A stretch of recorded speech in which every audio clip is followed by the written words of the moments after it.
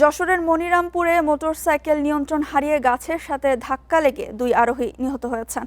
গতরাতে উপজেলার তালতলা এলাকায় এই দুর্ঘটনা ঘটে। নিহতরা হলেন মনিরামপুরের নাদরা গ্রামের রাকিব হোসেন ও মেহেদি হাসান। পুলিশ ও স্থানীয়রা জানায়, রাতে রাকিব ও মেহেদি মোটরসাইকেল চড়ে রাজগঞ্জ বাজার থেকে বাড়ি ফিরছিলেন। তালতলা এলাকায় আরেকটি মোটরসাইকেলকে ওভারটেক করতে গিয়ে নিয়ন্ত্রণ হারিয়ে রাস্তার পাশের একটি গাছে ধাক্কা লাগে। এতে দুজনেই গুরুতর আহত হন। স্থানীয়রা উদ্ধার করে সদর হাসপাতালে নিলে কর্তব্যরত চিকিৎসক তাদের মৃত ঘোষণা করেন। মরদেহ ময়নাতদন্তের জন্য যশোর সদর হাসপাতাল মর্গে রাখা হয়েছে।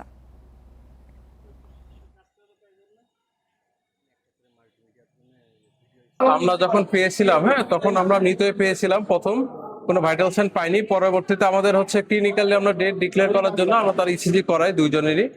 তখন আমরা ইসিজিতে ফ্ল্যাট ইসিজি পেয়েছি।